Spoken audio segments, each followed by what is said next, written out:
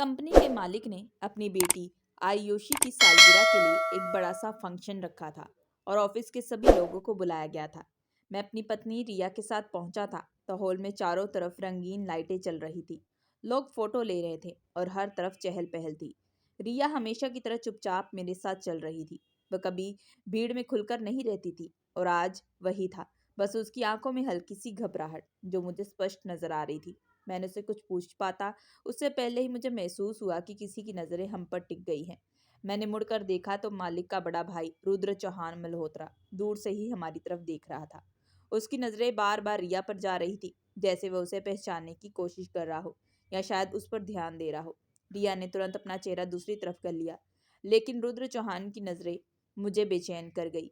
वह आदमी अपनी ताकत और रुतबे के लिए जाना जाता था, इसलिए उसका इस तरह से किसी को देखना सामान्य नहीं था। अंदर से मुझे अजीब सा डर भी महसूस हुआ, जैसे मैं उस पल में खुद को कमजोर पा रहा हूँ। रिया ने धीरे से कहा कि चलो किसी दूसरी तरफ बैठते हैं। मैं तुरंत मान गया, लेकिन मेरा ध्यान लगातार रुद्र चौहान की तरफ जा रहा था, जो बीच बीच में रिया को तलाशते हुए नजर आ रहा था। पूरी पार्टी जैसे किसी धुंध में बीत गई थी। घर पहुंचकर रिया थककर सो गई, लेकिन मेरे दिमाग में वो नजरें नहीं हट रही थी। मुझे रात भर नींद नहीं आई। सुबह ऑफिस पहुंचा तो ऑफिस का एक कर्मचारी जल्दी से मेरे पास आया और बोला, सर, रुद्र चौहान सर ने बुलाया है। मेरे कदम ठिठक गए, दिल तेजी से धड़कने लगा। रुद्र चौहान का कमरा हमेशा शानदार लगता था, लेकिन आज वह कमरा मुझे किसी पिंजरे की तरह लगा। वह मुस्कुरा रहे थे, जैसे कोई खेल शुरू होने वाला हो। अर्जुन बैठो। उसकी आवाज़ में नरमी थी, लेकिन वह बनावटी लग रही थी। मैं खामोशी से बैठ गया। रुद्र चौहान ने मेरी आंखों में देखकर कहा, तुम बहुत मेहनती हो, हमेशा कंपनी के लिए वफादार रहे हो। धन्यवाद सर, मैंने धीमी आवाज़ में कहा। वह हंसे। मैं कल तुम्हारे परिवार से मिला। तुम्हारी बीवी बहुत अच्छी है, बहुत अलग है। मेरा दिल डूबने लगा। मैं चुप रहा। अचानक वह टेबल पर झुककर मेरी ओर देखने लगे और बोले, मैं तुम्हें एक प्रस्ताव देना चाहता हूँ, ऐसा प्रस्ताव जो तुम्हारी ज़िंदगी बदल देगा। अगर तुम केवल 4 रातें अपनी बीवी को मेरे साथ गुजारने दोगे तो एक बंगला और एक नई गाड़ी तुम्हारी होगी। मेरे जिस्म में जैसे बिजली दौड़ गई। मैं सुनना नहीं चाहता था, लेकिन उसके शब्द मेरे कानों में झर की तरह टपक रहे थे। समझदार हो अर्जुन, तुम जानते हो ये दुनिया कैसी चलती है। सिर्फ 4 रातें और तुम्हारी पूरी जिंदगी संवर जाएगी। मेरी आंखों के सामने अंधेरा छा गया। मुझे लगा जैसे मैं कुर्सी से गिर जाऊंगा, मगर मैं चुपचाप बैठा रहा। सोच लो, जल्दी फैसला करो, वरना मौका हाथ से निकल जाएगा। उसने एक कागज टेबल पर रखा, जिस पर बंगले की लोकेशन और गाड़ी का विवरण लिखा था। मैंने धीरे से कहा, मुझे सोचने के लिए वक्त चाहिए। वह मुस्कुराए, जितना चाहिए ले लो, मगर जल्दी करो। मैं उठा। मेरे पैर भारी हो चुके थे, मगर किसी तरह मैं ऑफिस से बाहर निकल चुका था। पूरा दिन ऐसे गुजरा जैसे मैं किसी धुंध और कोहरे में खो गया हूँ। शाम को घर पहुंचा तो रिया दरवाजे पर खड़ी थी। उसके चेहरे पर एक साधारण मुस्कान थी, लेकिन मैं उस मुस्कान को देख पाने की स्थिति में नहीं था। क्या हुआ? उसने धीरे से पूछा। मैं कुछ नहीं बोल पाया। अर्जुन, सब ठीक तो है ना? उसकी आवाज़ में हल्की चिंता झलक रही थी। मैं दीवार से टिक कर खड़ा रहा, आंखों में आंसू भर आए। रिया, मुझे तुमसे ज़रूरी बात करनी है। मेरी आवाज़ कांप रही थी। क्या हुआ अर्जुन? तुम मुझे डराने की कोशिश कर रहे हो? वह मेरे पास आई और आंखों में देखने लगी। मैं अपनी नज़रें झुका चुका था। फिर मैंने सब कुछ कह दिया, हर शब्द जैसे जहर की बूंदें। रिया चुपचाप सामने बैठ गई। उसकी नज़रें ज़मीन पर टिकी थी, चेहरे पर गंभीरता थी।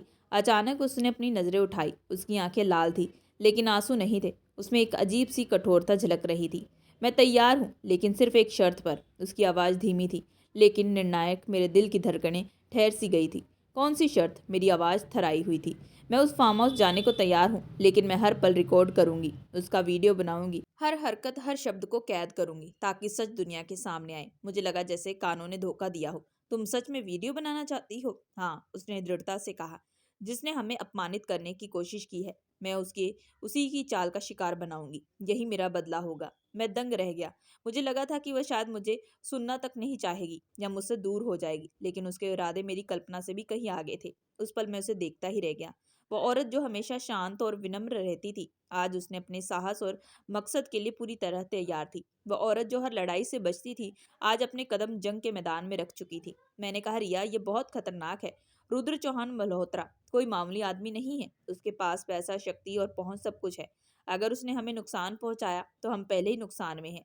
अर्जुन, वह हमें ब्लैकमेल कर चुका है। अगर हम चुप रहेंगे तो वह और भी आगे बढ़ जाएगा। किसी को तो सामने करना ही होगा ना। वह मैं हूँ। उस रात हमने मिलकर एक योजना बनाई। मैंने अपना पुराना कैमरा बाहर निकाला, जो हम पहले आयुषी की सालगिरह की तस्वीरों के लिए इस्तेमाल कर चुके थे। रिया ने अपने चचेरे भाई अभिजीत के संपर्क किया, जो मीडिया में जांच रिपोर्ट तैयार करता था। वह भरोसेमंद था और रिया के राज को सुरक्षित रख सकता था।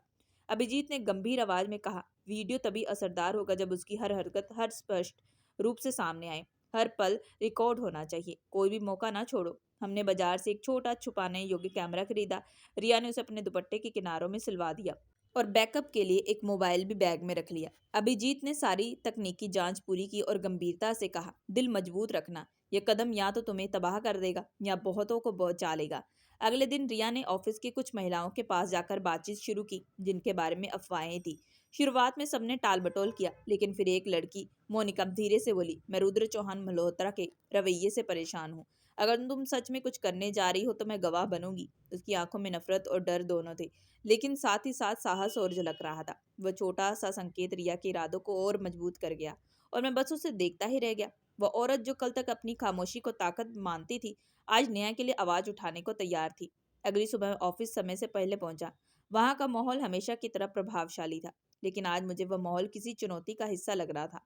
लेकिन आज मेरे कदम भारी लग रहे थे। पूरे शरीर में अजीब सी थरथराहट फैल चुकी थी। दरवाजे के बाहर खड़ा सोच रहा था, क्या वाकई हम ये कदम उठाने वाले हैं? कल रात रिया की तैयारी पूरी हो चुकी थी। कैमरा, मोबाइल चेक लिए जा चुके थे। उसके शब्द अभी भी कानों में गूंज रहे थे। अगर हम आज खड़े नहीं होंगे तो कल हमारी बेटी को भी यही झेलना पड़ेगा। मैंने दरवाजा खटखटाया। अंदर से आवाज आई, आओ। रुद्र चौहान मल्होत्रा सोफे पर बैठा था, चेहरे पर वही शांति जैसे शिकारी अपने शिकार के लिए बिल्कुल पास हो। मैंने नमस्कार किया और चुपचाप कुर्सी पर बैठ गया। नजरें टेबल पर रखी थी, लेकिन दिमाग में बस रिया की तैयारियों का ख्याल घूम रहा था। तो क्या तय किया तुमने? रुद्र चौहान ने पूछा। मैंने सिर झुकाया और धीरे से कहा, हम तैयार हैं। कुछ पल खामोशी रही, फिर वह जोर से हंसा। मैं जानता था अर्जुन, तुम बहुत समझदार हो, बहुत ही सोच समझकर कदम उठाया है। वह उठा, दराज खोली और एक पैकेट में मेरे हाथ में थमा दिया। ये लो फार्म हाउस का पता। आज रात 10 बजे सब कुछ तैयार होगा। तुम्हारी बीवी को कोई तकलीफ नहीं होगी। मैंने पैकेट उठाया, बिना खोले सिर हिलाया। दिल के अंदर कुछ टूट रहा था, लेकिन चेहरे पर मैंने नियंत्रण बनाए रखा था।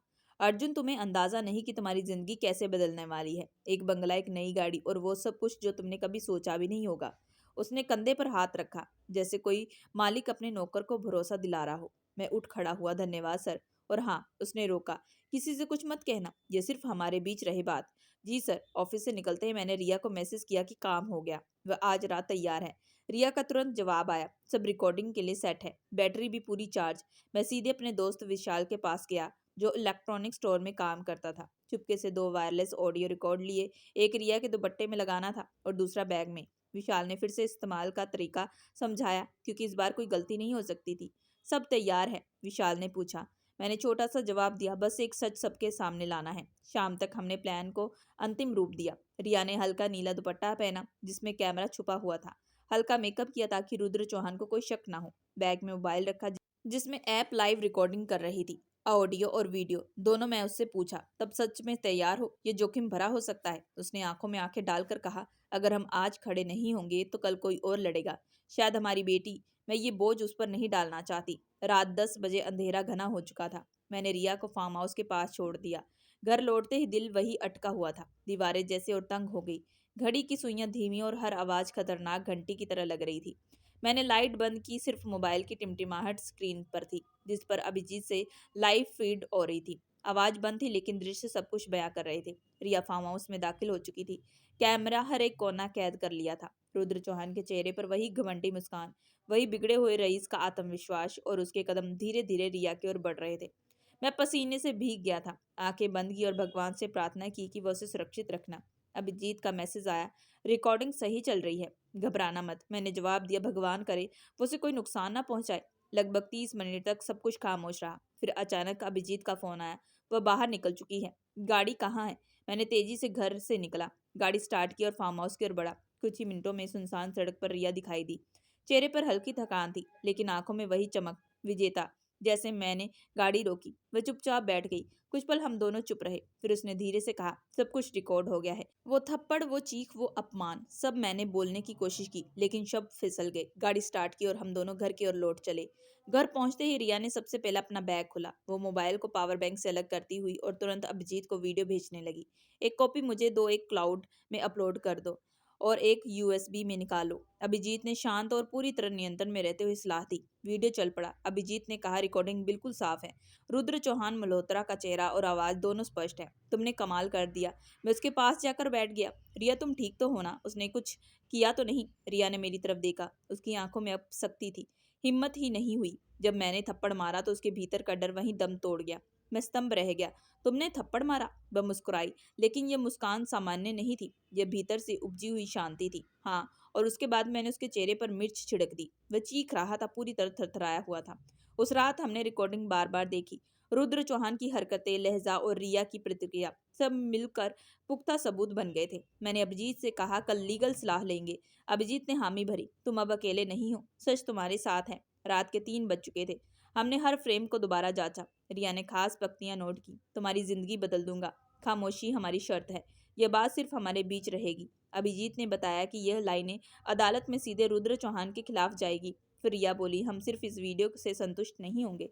दूसरी महिलाओं के बयान भी चाहिए, ताकि साबित होगी ये उसकी आदत है, कोई एक बार का हादसा नहीं। मैंने उसका हाथ थामा। मैं पूरी तरीके से तुम्हारे साथ हूँ। माफी शब्दों से नहीं, कर्म से मांगी जाती है। आज जो तुमने किया उसने मुझे बदल दिया था। रिया ने कहा, औरत अगर चुप रहती है तो वह कमजोर नहीं होती, बस समय का इंतजार करती है। जब समय आता है तो वो बोलती नहीं बल्कि दहाड़ती है। उस रात हमने नींद नहीं ली। डर नहीं था, बेचैन नहीं, बस एक नई उम्मीद की जागृति थी। सुबह होते ही रिया ने कई खास कॉल किए। हर कॉल के साथ उसकी आवाज और मजबूत होती गई। उसने 3 पत्रकारों को एक ही संदेश भेजा, अगर मुझे या मेरे परिवार को कोई नुकसान पहुंचा तो मेरे पास रुद्र चौहान मल्होत्रा के खिलाफ सबूत है। मैं खामोश नहीं बैठूंगी। अब हम सुरक्षा के हर स्तर पर तैयार हैं। वीडियो की 3 कॉपी बनाई गई। एक यूएसबी पर जो रिया ने अभिजीत को दे दी, दूसरी कॉपी अभिजीत के पास, तीसरी क्लाउड पर एक्सेस केबल पर मेरे और रिया के पास। इतनी तैयारी के बाद रिया ने पहला कदम उठाया। उसने रुद्र चौहान मल्होत्रा का नंबर डायल किया, स्पीकर ऑन कर दिया ताकि मैं भी सुन सकूं। हेलो। दूसरी तरफ से वही घमंडी लहजा गूंजा। रिया ने ठहर कर कहा, अगर तुमने कोई भी हरकत की तो यह वीडियो तुम्हारे दुश्मनों तक पहुंच जाएगा। रुद्र चौहान की आवाज में गुस्सा फूट पड़ा। तुम्हें लगता है कि तुम मुझे धमका सकती हो? मैं रुद्र चौहान मल्होत्रा हूँ। मैं तुम दोनों को छोड़ूंगा नहीं। लेकिन जब रिया ने उसे सारी हकीकत बताई तो वह चुप हो चुका। तब रिया कहने लगी कि अब तुम्हारे घमंड का हिसाब देना पड़ेगा। जो किया उसका फल भुगतना होगा। तभी फोन के दूसरी तरफ से खामोशी छा गई। फिर रुद्र चौहान मल्होत्रा ने गहरी सांसें भरी और आवाज में कहा, अगर ये वीडियो बाहर निकली तो तुम दोनों का सब कुछ खत्म हो जाएगा। रिया ने बिना डरे कहा, हमने पहले बहुत कुछ खो दिया है। रुद्र चौहान, अब तुम्हारी बारी है। रुद्र चौहान ने गुस्से में फोन काट दिया। हमें पता था अब वो चुप नहीं बैठेगा। अगली सुबह अभिजीत ने सलाह दी कि अब तुम्हें सुरक्षा या कम से कम कानूनी नोटिस का सहारा लेना चाहिए, ताकि उसे एहसास हो सके कि ये आसान खेल नहीं है। हम एक वकील के पास गए जो महिलाओं के अधिकारों पर काम करता था। उसने वीडियो देखा और बोला, अगर ये सबूत मीडिया तक पहुंच गया तो रुद्र चौहान का करियर खतरे में पड़ सकता है, लेकिन सावधानी जरूरी है। उसकी सलाह पर हमने प्रीलीगल नोटिस तैयार करवाया। अगर अर्जुन या रिया को कोई नुकसान पहुंचा तो वीडियो तुरंत सार्वजनिक कर दी जाएगी। यह नोटिस सीधे रुद्र चौहान की कंपनी के हेड ऑफिस में कुरियर कर दिया गया। कंपनी में अजीब सी एक अधिकारी मुझे बाहर बुलाकर बोले, तुम्हारी पत्नी बहुत साहसी है। मैं चुप रहा। रिया पहले ही कह चुकी थी कि जब तक सुरक्षा पक्की नहीं, बातें बाहर नहीं निकालेगी। 2 दिन बाद एक अज्ञात नंबर से धमकी भरी कॉल आई, अगर वीडियो लीक हुई तो तुम्हारी बेटी की पढ़ाई, तुम्हारे भाई की नौकरी सब खतरे में पड़ जाएगा। रिया ने इस कॉल को भी रिकॉर्ड कर लिया। वकील ने कहा, अब सीधे पुलिस में शिकायत करनी होगी। धमकी देना गंभीर अपराध है। थाने पहुंचने में डर था, हर कदम पर सतर्क था। लेकिन जब अधिकारी ने वीडियो देखा तो बोला, यह गंभीर मामला है, हम केस दर्ज कर लेते हैं। 2 दिन बाद कंपनी से कॉल आया, अर्जुन तुम्हारे काम पर सवाल उठाए गए हैं। मैनेजमेंट चाहती है कि तुम 2 हफ्ते की छुट्टी लो। मैं समझ गया ये पहला आधारिक वार था। रिया ने कहा, यह सब उसकी घबराहट है। हमने दरवाज़ा खटखटाया। अब वह पूरी दीवार हिला देगा। उस रात हमने अभिजीत के साथ और 2 कदम उठाए। वीडियो की पूरी डिटेल हमने एक भरोसेमंद पत्रकारों को भेजी ताकि वक्त आने पर वह रिपोर्ट तैयार कर सके। रिया ने कैमरे पर अपनी पूरी कहानी रिकॉर्ड की। सच के साथ ये रिकॉर्डिंग 5 अलग अलग लोगों को भेजेगी। रिया की अंतिम लाइन गूंज रही थी, अब ये लड़ाई केवल हमारी नहीं, उन सब के लिए है जिन्हें चुप रहने पर मजबूर किया गया है। मैंने उसकी आंखों में देखा। वहां अब सिर्फ रोशनी नहीं थी, एक आग थी। वह आग अब हमारे लिए नहीं, पूरे सिस्टम के लिए चुनौती बन चुकी थी। और तभी दोपहर में कंपनी से नोटिस आया, रुद्र चौहान मल्होत्रा आपसे औपचारिक मीटिंग चाहते हैं। मैं तो हैरान था, लेकिन रिया ने तुरंत कहा, ये उसकी आखिरी चाल हो सकती है, हमें सतर्क रहना होगा। हम तैयार होकर पहुंचे। माहौल कुछ बदला हुआ लग रहा था। ना रोब था, ना ताना, ना गुस्सा। रुद्र चौहान ने हमें कॉन्फ्रेंस रूम में बिठाया। टेबल पर 2 फाइलें रखी थी। मुस्कान बनाकर उसने पूछा, पानी या चाय? रिया ने सख्ती से जवाब दिया, हम यहाँ चाय पीने नहीं बल्कि सच सुनने आए हैं। मैंने उसकी तरफ देखा, फिर खुद रुद्र चौहान के सामने। रुद्र चौहान ने धीमी आवाज में कहा, देखो अर्जुन और रिया, मैं मानता हूँ कि बहुत गलत हुआ है, लेकिन अब हमें हल मिलकर निकालना होगा।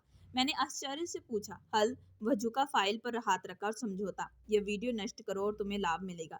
अर्जुन, तुम कंपनी के एक अधिकारी हो, फ्लैट गाड़ी और सालाना बोनस भी। रिया चुप रही, फिर बोली, तो तुम चाहते हो कि हम न्याय के लिए लड़ाई छोड़ दे और तुम्हारा जुल्म दबा रहे?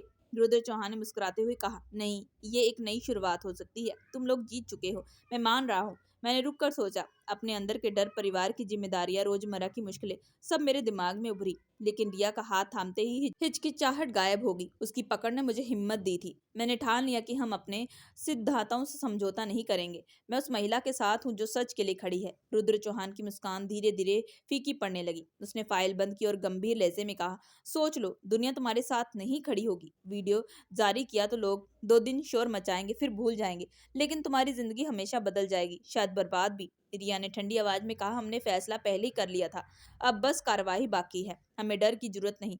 रुद्र चौहान ने गुस्से में टेबल पर हाथ मारा, तुम दोनों अपने परिणामों के लिए जिम्मेदार होगे। हम खामोशी से उठे और बाहर निकले। कंपनी की राह में कई निगाहें हमारे पीछे थी, लेकिन इस बार हमें फर्क नहीं पड़ा। बाहर निकलते ही रिया ने कहा, उसने खुद मान लिया कि हार गया है, अब न्याय का दरवाजा खटखटाना बाकी है। अगले दिन हमने कानूनी कार्रवाई शुरू की। वीडियो को सबूत के रूप में सील करवाया गया। सभी क्लास, संदेश और मुलाकातों को नोटिस भी केस में शामिल किए गए। हमने एफआईआर दर्ज कराई और प्रेस को एक छोटा सा बयान भेजा। हमारे ऐसे ठोस सबूत थे जिन्हें कोई नकार नहीं सकता था। पत्रकार अभिजीत ने बताया कि एक न्यूज चैनल वीडियो प्रसारित करने के लिए तैयार है, लेकिन उनकी शर्त यह थी कि कानूनी प्रक्रिया पहले शुरू हो जाए ताकि मामला बैकअप में सुरक्षित रहे। रिया ने कहा, जैसे ही हमारी एफआईआर रजिस्टर होगी, वही दिन न्यूज चैनल पर हमारी जीत का दिन होगा। 5 दिन में कंपनी में हलचल मच गई। एचआर ने हमें 2 बार नोटिस भेजा। पहले में कहा गया कि हमारी गतिविधियां कंपनी की प्रतिष्ठा को नुकसान पहुंचा रही है। दूसरे में बताया गया कि जांच शुरू हो चुकी है। हमने सभी नोटिस वकील को सौंप दिए हैं। उसने कहा, यह सब तुम्हें दबाव में लाने की कोशिश है, डरो मत, कदम पीछे मत हटाओ। उस रात चाय की मुस्कुराहटों के बीच मैंने रिया से कहा, जब तुमने मेरा हाथ थामा, शायद वह मेरी जिंदगी का सबसे कीमती पल था। तुमने मुझे खुद से बेहतर जाना है और मैंने तुम्हें भरोसे में अपनी सच्चाई पाई। रिया मुस्कुराई, जब दिल में सच हो तो सारी दुनिया झूठ लगती है, और तुम अर्जुन वह सच बोलने वाले बन चुके हो जो पहले केवल सुनते थे। हमें पता है, लड़ाई शुरू हो चुकी है, समझौता टूट चुका है, अब सिर्फ कानून सच बाकी था जो सबके सामने आना था। रुद्र चौहान की आखिरी कोशिशें नाकाम हो चुकी थी। हमने तय किया, ना झुकेंगे ना बिकेंगे। अदालत में केस की सुनवाई से कुछ दिन पहले ही रिया ने एक नई मुहिम शुरू की थी। ये लड़ाई सिर्फ हमारी नहीं, उन सब की है जो चुप है। फिर वह कंपनी की अन्य महिला कर्मचारियों से मिलने लगी। उसका तरीका बहुत ही भावुक था। वह हर महिला तक पहुंची थी। अगर तुम्हें कुछ सहना पड़ा तो तुम अकेली नहीं हो। पहली मुलाकात उसने अंजलि से की, जो कंपनी के फ्रंट डेस्क पर काम करती थी। कैंटीन में बैठकर रिया ने धीमी आवाज में पूछा, अंजलि, कभी रुद्र चौहान ने तुम्हें ऐसा महसूस करवाया जो सामान्य से अलग हो?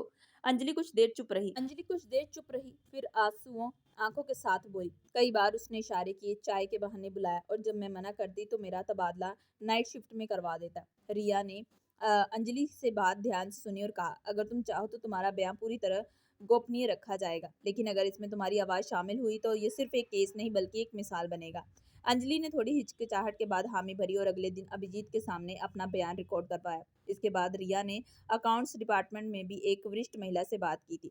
शुरुआत में उसने साफ इनकार किया कि उसे कुछ याद नहीं, लेकिन जब रिया ने उसे बाकी गवाहों और घटनाओं का स्पष्ट वर्णन दिया तो उसके चेहरे का रंग बदल गया। मुझे लगा शायद ये सब मेरे साथ ही हुआ और मैंने कभी इस बारे में बात नहीं की। उस दिन प्रमोशन के लिए गई थी। उसने कहा कि काम ज़्यादा मुस्कान अहम होती है। जैसे ही उसने ये कहा कि उसकी आंखों में वर्षों का दबा हुआ दर्द छलक पड़ा। हमने उसका बयान भी रिकॉर्ड कर लिया। इसके बाद और महिलाओं के दरवाजे खुलने लगे। 3, फिर 4, फिर 7, फिर 10 महिलाएं सामने आई।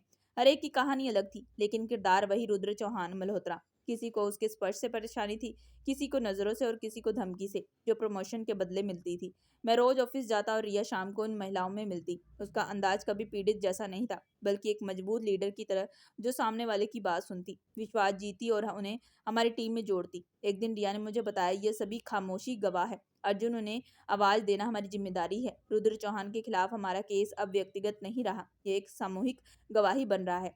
अभिजीत ने भी हमारे कदमों की तेजी से तारीफ की। इतनी जल्दी 10 गवाह तैयार होना, वीडियो बयान देने को राजी होना और कोई छोटा कारनामा नहीं था। हमने इन बयानों को कानूनी रूप से नोटराइज करवाया और केस फाइल में शामिल किया। हर एक बयान रुद्र चौहान मल्होत्रा की ताकत की दीवार को धीरे धीरे तोड़ रहा था।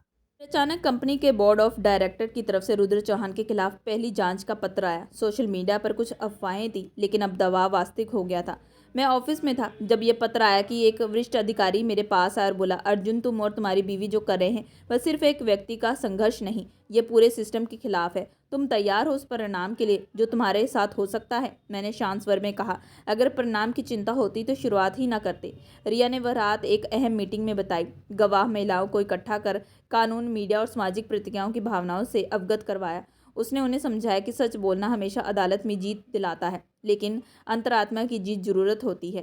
कंपनी की मीटिंग के दौरान एक युवा लड़की जो इंटर्न थी सभी के सामने कहा, रुद्र चौहान मेरे साथ गलत व्यवहार किया, लेकिन मैं चुप रही। अब आप सबको देखकर लगता है कि सच में फर्क पड़ता है। उसका बयान खास था क्योंकि वह नई पीढ़ी का प्रतिनिधित्व कर रही थी और उसकी बहादुरी ने माहौल बदल दिया। अगले दिन अभिजीत ने कहा, अब हम डॉक्यूमेंट्री तैयार कर सकते हैं। इसमें तुम्हारा इंटरव्यू मुख्य होगा और ये गवाहियां भी शामिल होगी। वीडियो सोशल मीडिया पर चलेगी, पूरी प्रतिक्रिया मिलेगी। हमने हाँ कहा और रिकॉर्डिंग शुरू की। स्टूडियो में सबसे अपनी कहानी साझा की। कुछ ने चेहरे पर मास्क रखा, कुछ ने आवाज में बदलाव दिया ताकि पहचान सुरक्षित रहे। ये उनका निर्णय था और हमने उनका सम्मान किया। मैं हर दिन रिया को देखकर चकित होता। वह औरत जो पहले पर्दे के पीछे खामोश रहती, अब लोगों को आवाज दे रही थी। मैं उसके पीछे खड़ा था, सिर्फ पति नहीं बल्कि सच के साथ था।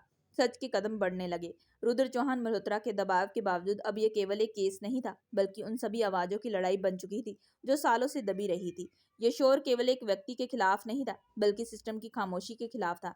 हमने कई दिनों तक अभिजीत के स्टूडियो में डॉक्यूमेंट्री एडिटिंग देखी। हर गवाह का बयान, हर क्लिप, हर लम्हा सबूत बन चुका था। रिया का इंटरव्यू मुख्य था। धीरे धीरे पक्के और दृढ़ इरादों के साथ ये मामला अब व्यक्तिगत नहीं बल्कि सामाजिक मुद्दा बन गया था। अगर हम आज चुप रहते तो कल और भी लोग डर के साए में रह जाते। मैंने वह वीडियो कई बार देखा और हर बार दिल में कुछ हिलता। रिलीज से एक दिन पहले अभिजीत ने कहा, रात आराम से गुजारो, कल हर चैनल और सोशल मीडिया प्लेटफॉर्म पर यह वीडियो छा जाएगी, तैयार रहो। रिया शांत थी, उसके चेहरे पर कोई संदेह नहीं जो पहले मेरी आंखों में दिखता था। उसने कहा, अगर सच की कीमत है मैं देने के लिए तैयार हूँ। अगली सुबह 6 बजे अभिजीत ने फ़ोन किया। वीडियो अब सोशल मीडिया पर थी। टीवी चैनलों ने भी शेयर करना शुरू कर दिया। हमने लैपटॉप खोला, वीडियो वायरल हो चुका था। टीवी पर न्यूज़ एंकर बोल रहा था, आज हम आपको एक ऐसी कहानी दिखाएंगे जिसने पूरे शहर को हिला दिया है। रुद्र चौहान मल्होत्रा, जिसे ताकत और सम्मान का प्रतीक माना जाता है, अब सवालों के घेरे में है।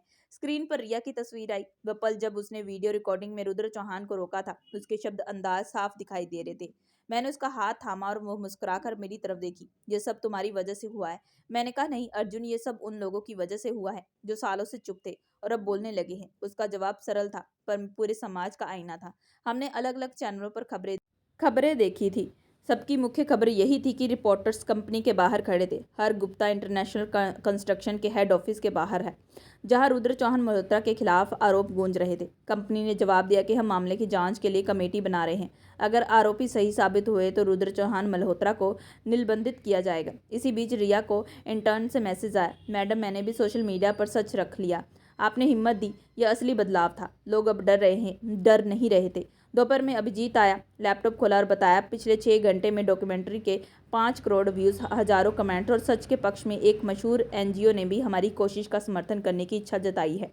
रिया ने कहा, अभी केस पर ध्यान है। मीडिया बाद में तभी टीवी पर खबर आई। कंपनी की कई और महिलाओं ने भी आंतरिक शिकायत समिति से संपर्क किया। रुद्र चौहान मल्होत्रा के खिलाफ मैंने रिया की तरफ देखा। ये तुम्हारी मेहनत का असर है। तुमने सिर्फ केस नहीं खोला, एक रास्ता खोला है। शाम तक हर जगह यही चर्चा थी। वीडियो क्लिप सब में रिया की आवाज़ थी। मजाक करने वाले भी थे पर समर्थन ज़्यादा था। रात को अभिजीत ने कहा, कल प्रेस कॉन्फ्रेंस है, तुम दोनों को जाना होगा।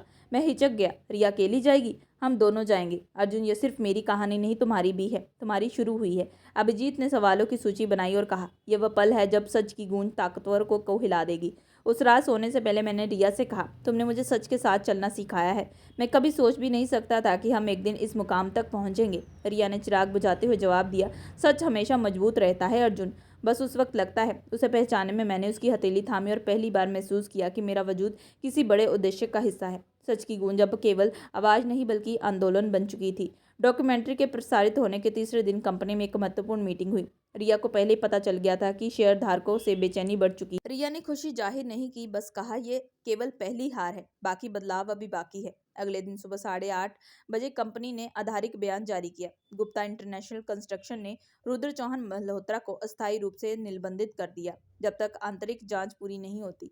यह ऐलान टीवी और सोशल मीडिया पर बिजली की तरह फैल गया। सभी न्यूज चैनलों ने इसे बड़ी ही खबर के तौर पर प्रसारित किया। कुछ ही घंटों में पुलिस ने कंपनी के हेड ऑफिस पहुंचकर रुद्र चौहान के कमरे को सील कर दिया। हम दोनों ये नज़ारा टीवी पर देख रहे थे। रिपोर्टर सवाल कर रहे थे, क्या गुप्ता इंटरनेशनल जैसी कंपनी में वास्तव में इतने मामले छिपे थे? पुलिस जांच शुरू कर चुकी थी। 2 दिन के भीतर ही 3 महिलाओं ने अलग अलग थानों में एफआईआर दर्ज करवाई। इनमें से एक अंजलि थी, जिसने न केवल बयान दिया बल्कि नाम भी सार्वजनिक किया। आरोही ने गोपनीय रूप से बयान रिकॉर्ड करवाया और बाकी 2 महिलाओं ने अदालत में पेश होकर सच दिया। रुद्र चौहान मल्होत्रा, जो कल तक अपने कारनामों की कहानियां सुनाते थे, अब अदालत में चेहरा छिपाकर खड़े थे। रिपोर्टर पूछ रहे थे, क्या आप सच में निर्दोष हैं? क्या आपने महिलाओं को परेशान किया? वह चुप रहा। अदालत ने उसे 4 दिन के लिए पुलिस रिमांड पर भेजा। घटना के बाद मोहल्ले वालों की नजरें बदल गई। जो पहले नजरें चुराते थे, अब सामान्य पूर्वक नमस्ते करते। चौकीदार ने दरवाजा खोलते हुए कहा, मैडम जी, आप जैसी बहादुर महिला आज तक नहीं देखी। रिया ने केवल मुस्कुराया।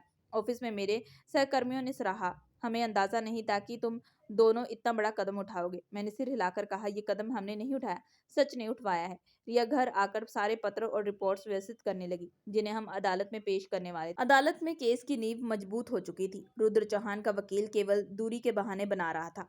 मीडिया नई सनसनी की तलाश में थी, लेकिन सच की गूंज लोगों के दिमाग में कायम थी। इसी बीच रिया ने एक स्थायी कदम उठाया। उसने एनजीओ आवाज की स्थापना की, एक ऐसा प्लेटफॉर्म जहां महिलाएं बिना डर और शर्मिंदगी के अपनी कहानियां साझा कर सके। फिर पहले ही हफ्ते में 30 से ज्यादा कॉल आई, कुछ सलाह लेने के लिए, कुछ गवाही देने के लिए और कुछ सिर्फ सुनने के लिए। एक दिन जब हम ऑफिस के छोटे कॉन्फ्रेंस रूम में बैठे थे, एक युवा लड़की आई। उसने दुपट्टा कसकर बांधा हुआ था और चेहरा छुपाया हुआ था। रिया ने नरमी से कहा, बैठो। लड़की ने धीरे से कहा, मेरा नाम आरोही है, मेरे ऑफिस के मैनेजर ने। वह रुक गई, सांस फूल रही थी। रिया ने उसका हाथ थामते हुए कहा, घबराओ मत, हम तुम्हारे साथ हैं, बस जो कहना है कह दो। आरोही ने हिम्मत जुटाई और अपनी कहानी बतानी शुरू कर दी। उसने बताया कि 8 महीने पहले नौकरी शुरू की थी। पहले सब सामान्य था, लेकिन धीरे धीरे इशारे, आलोचना और अकेले में बुलाने की कोशिशें बढ़ी थी। जब उसने शिकायत की तो उसे दबा दिया गया और उसके खिलाफ खराब बातें बोला गया। रिया ने पूरी बात रिकॉर्ड की, उसे वकील से मिलवाया और कहा कि तुम अब अकेली नहीं हो, हम तुम्हारी पहचान सुरक्षित रहेंगे। आरोही की आंखों में आंसू थे। उसने कहा, मैंने आपकी कहानी टीवी पर देखी थी। मेरी माँ ने कहा कि आप वही औरत है जिसने सबके लिए आवाज़ उठाई है। आप सच में हीरो हैं। मैं दरवाजे पर खड़ा ये सब देख रहा था। मेरी आंखों में नरमी थी, लेकिन मैंने चुपचाप दरवाज़ा बंद किया। इसके बाद हमने एक छोटा सा सेमिनार रखा, जिसमें कॉलेज की छात्राएं, पत्रकार और सामाजिक कार्यकर्ता शामिल हुए। रिया स्टेज पर गई और बोली, ये संस्था केवल एक मुहिमा नहीं है, बल्कि बदलाव की शुरुआत है। हम कानूनी मदद के साथ भावनात्मक ताकत भी दे सकते हैं। सबसे बड़े बदलाव वह होता है जो भीतर खामोशी में पैदा होता है, और सबसे बड़ी ताकत वो होती है जब कोई कहे, हम तुम्हारे साथ हैं। उन दिन के बाद आवाज़ एक मान्यता प्राप्त संगठन बन गया। अखबारों में इसका जिक्र होने लगा, लोग चंदा देने लगे और कई संस्थाओं ने सहयोग की पेशकश की। रिया दिन रात काम करती, केस का अध्ययन, फॉलोअप और गवाहियों की तैयारियां। मैं प्रशासनिक काम संभालता, रिकॉर्डिंग्स और नीतियों पर काम करता। एक दिन हम जल्दी घर लौटे। हमारी बेटी निशु होमवर्क कर रही थी। मैं सोफे पर बैठा और रिया किचन में चाय बना रही थी। निशु अचानक मेरे पास आई और पूछने लगी, पापा मम्मी, हीरो कैसे बनते हैं? टीवी पर लोग कहते हैं मम्मी पापा बहादुर हैं। मैं हंसकर बोला, हीरो वो होता है जो दूसरों की मदद करे, सच बोले और कभी किसी से ना डरे। तुम्हारी मम्मी वैसी ही है। निशु मुस्कुराई, फिर मैं भी मम्मी जैसी बनूंगी। हीरो उसी वक्त चाय लेकर आया और निशु ने उसकी तरफ देखकर कहा, मम्मी आप हीरो हो? रिया मुस्कुराई और उसकी आंखों में नमी आ गई। मैंने चाय का कप पकड़ते हुए कहा, हीरो वो होता है जो सिर्फ दुश्मनों से नहीं, खुद से भी लड़ता है और जीतता है। तुम्हारी मम्मी ने मुझे सिखाया कि हारने से पहले लड़ना जरूरी है। रिया ने मेरी तरफ देखा। हम दोनों चुपचाप बैठे थे। बहुत कुछ जा चुका था, बाकी सब खामोशी में छिपा हुआ था। उस रात जब हम छत पर बैठे, मैंने आसपास की ओर देखते हुए कहा, सच की लड़ाई शायद कभी ख़त्म नहीं होती, लेकिन जो उस रास्ते पर चलते हैं उन्हें अपने अंदर का इंसान मिल जाता है। रिया ने जवाब दिया, अगर सच्चाई दर्द से जुड़ी हो तो वह सिर्फ तर्क नहीं रह जाती, बल्कि क्रांति बन जाती है। अब हम केवल परिवार नहीं थे, बल्कि एक मिशन का हिस्सा बन चुके थे। रिया ने उस राहत का चुनाव किया था जिसे कदमों के निशान बहुत कम थे, और मैं गर्व से कह सकता हूँ कि इस बार मैं उसके पीछे नहीं, उसके बराबर चल रहा था। शायद उसी वक्त मुझे एहसास हुआ कि सच्ची मोहब्बत सिर्फ निभाने में नहीं, बल्कि किसी बड़े मकसद में एक दूसरे के साथ खड़े रहने में होती है। तो दोस्तों, ये थी आज की कहानी। अगर आप लोगों को ये कहानी पसंद आई हो तो प्लीज़ हमारे चैनल को लाइक और सब्सक्राइब जरूर करें एंड बेल आइकन का बटन जरूर दबाएं।